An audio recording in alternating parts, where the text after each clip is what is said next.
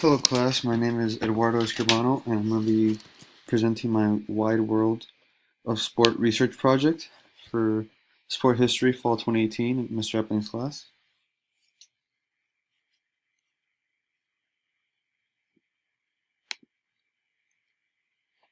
The country I chose or was given to was the country of England. England is located off the coast of France, and its neighbors are Scotland and Wales. Uh, England is part of Great Britain, which is Scotland, Wales, but by themselves are their own country.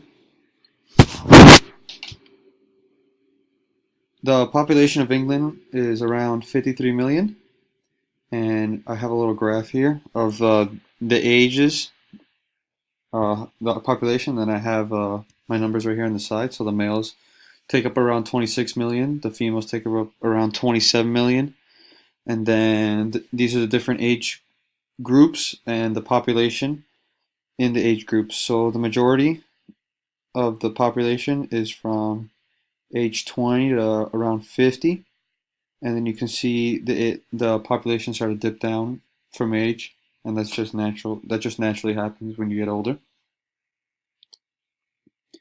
The ethnic groups. England is actually a very diverse country. It has a lot of immigrants from different countries such as India, Pakistan, and Africa. They're known for having a lot of different ethnicities, like I said before.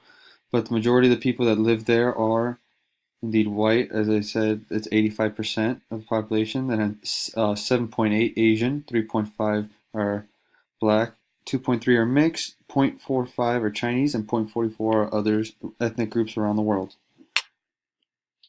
So religion, since it's a very diverse place, they have a lot of different religions that are practiced in the country, but the majority are Christian. 60% Christian, 25 claim to have no religion, so they're basically atheist. Uh, 7% of people just didn't want to answer the question. They felt like it was too personal. Around 5% is Muslim, about 1.5 is Hindu, zero point 0.8 is Sikh, zero point 0.5 Jewish, 0.45 Buddhist, and 0.43 are other different religions. So now we talk about the sport. So England has many sports that they play. Their most notable are soccer, rugby, and cricket. Soccer actually originated from England, so that's probably what they're most proud of. Uh, Even though it's arguably not their best sport, it's the sport they're most passionate about. Just because they haven't won on an international level for generations since about 1966. Uh, Probably second on that list would probably be rugby, just because the most dominant rugby players around the world are actually from English colonies or English in fact. So usually it's England, New Zealand, and Australia, which all were at some point tied together because of their English colonies. And then they have cricket, which even though they're not the top ranked in the world, they're always a good match. The top ranked in the world is usually either Pakistan or India. But England is also very good at cricket. Those are the main three sports that they're really good at. They do participate in basketball, ice hockey, track and field, and others, but these are the three that they are really known for around the world. So the significance of sport in their society, they really have passionate fans, and right there's a picture of them in a international match. Uh, Wherever usually it shows up in their games, not even international, their club games. So in soccer, most of the big most of the big teams are usually sold out every game. Even the smaller tiers of football or soccer, sorry, are have a great fan attendance and great passion. So even picking a favorite team there is kind of like is like a religion because once you stick with that team, you learn to hate the rivals and everything about that, and it's really a true test.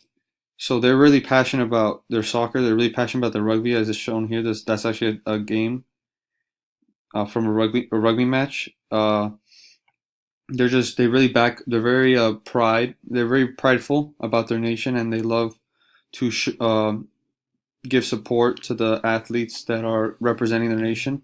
And it's just a way of life. They're taught at a young age to love sports and different things like that. They're kind of I can only compare it to in America how people go crazy for their college football or football game or regular football games. That's how they are with soccer, but sometimes even more intense. Like they're known for fighting rivals and everything like that, so they take it very seriously. So the most significant sporting heroes. So first we're gonna start off with Bobby Moore. He is he is the gentleman holding the trophy in the bottom left over here. He is the only England soccer captain to win the World Cup, and it was actually won on their home soil in 1966. That's the only World Cup that they've ever won. And Bobby Moore is, like I said, a soccer player. He was a defender, and he played in West Ham for the majority of his life, and was a beloved icon in English soccer for generations upon generations. The next would be Sir Nick Faldo, who is the man with the very nice jacket and the Open Championship Cup over here. He is a golfer, and he is regarded as one of the best in his generation. He actually held the number one golfer in the world ranking for a total of 97 weeks. Is very impressive. And just to list off some of his achievements, he won the Masters tournament 1989, 1990, and 1996.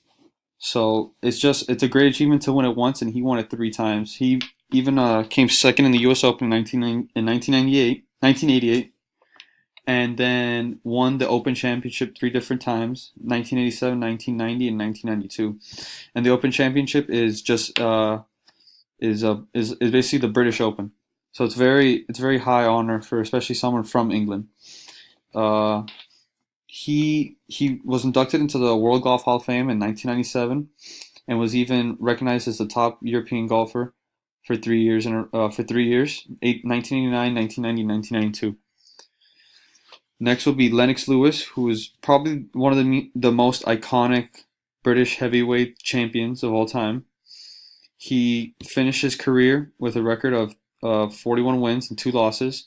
He had 32 knockouts, a total of 44 fights. His career started from 1989 to 2003, and he's out Klitschko, who was a very powerful heavyweight, and it was probably a very big deal. It was a big deal back in the day, and he also beat Mike Tyson. So Mike Tyson was regarded as one of the best heavyweights of all time. So these are two very high wins that he's had in his career. Next will be Martin Johnson, and he's holding up the Rugby World Cup Championship in the top right corner.